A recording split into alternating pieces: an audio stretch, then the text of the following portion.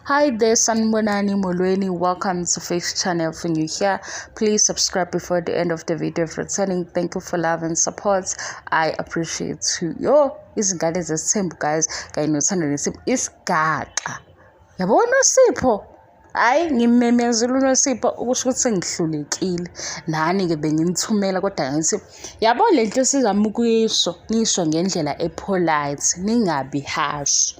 Angithi ngase mina uma kunomgodi phambili laba bahamba phambi kwakho sebephosekile wena uza ngemuva ungabusaya iphumile ke inyanga kuthiwa ngenyanga yomama angithi nayazi inyanga yomama uAugust kuthiwa ke indaba noSipho engathi izocaca ngiyibamba komakhelwane ningababuzi komakhelwane nami nginesosi yami umakhelwane esho njalo ukuthi ke nginyanga yomama indaba yaNosipho kodwa noSipho nakho sengikhohle nakhona futhi kwi-page le production team sebeyami noSipho kusho ukuthi usekhona umuntu okhona nansi ke enye sengiyikhumbula kulaba mhlambe abathi hawu uVuyo wafika nomngane wakhe nizwele indaba yaVuyo nomngane ukuthi umngane kaVuyo uyicrush kaMpumelelo we guys benikuphi ku season 1 weingane zesithembu kuvela indaba kaQueen Loli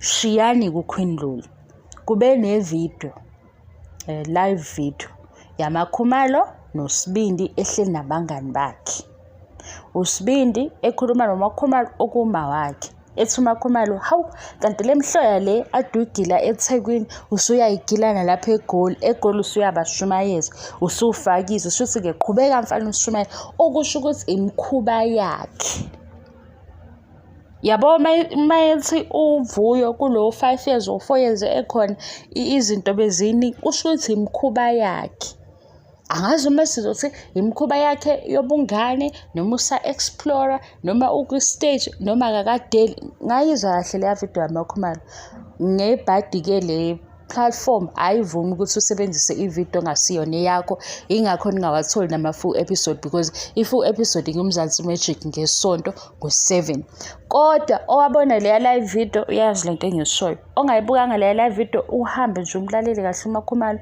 ekhuluma noSibindi eze ethi umsele kukhona lawo abathethisa khona ethi makuba khona izingane bazoyikhulisa bona lezi izingane okusho ukuthi umakhumalo ubeyazi inkonzo ebishwa uSibindi eThekwini manje abanye bengathi mhlambe uVuyo uzodlala i-chess game ngoba la ngesele thunga imkhuba yakhe yabo ku social media ayibo social media mina ngikholelwa ukuthi yabo ku social media vele bakhona abantu abanjani abangaqondakala abenza izinto ezingaqondakala kodwa ngikholelwa ukuthi laba abahlale bevela bethi uSibindi sesimbona endaweni ethile uSibindi nangu DM kumngane wami basuke beqamba manga bonke imkhuba kwayisho nomakhumalo futhi hayi umakhumalo mayethi nomsele kwazi wabathethisa benoSibindi kusho ukuthi kuyaziwa ukuthi ugila imkhuba kwi-party yamnini umnini emncane wayesefuna ifone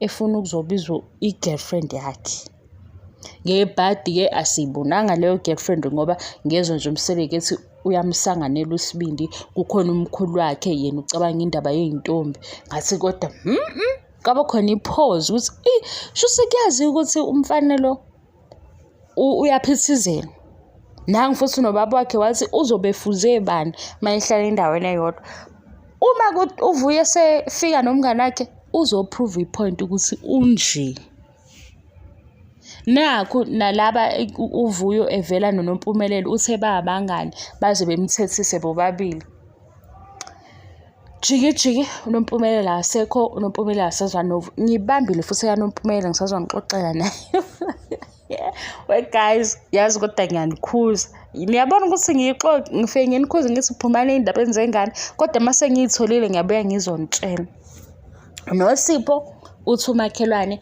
ngoAugust noSipho ke angisazi noSipho kuthi ufundile usegraduate kabili una 22 mangaphosisi uma amathuba engavumela eSouth Africa ipassport imalini angazi ukuthi ipassport ngicabanga ishibhile ayifiki ku1000 nalezo itifiketi zakhe athi shwi emazweni.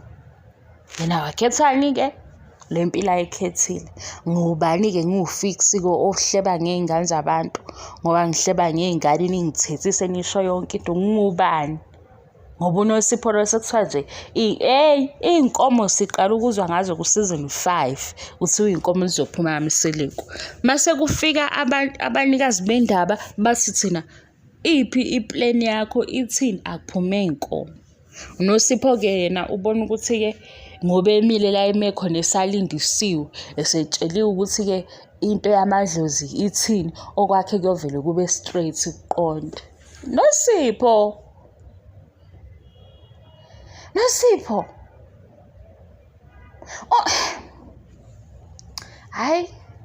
hayi bandla, ngaze ngamkhathalela ngathi ngiyamazi ngusisi wakhe.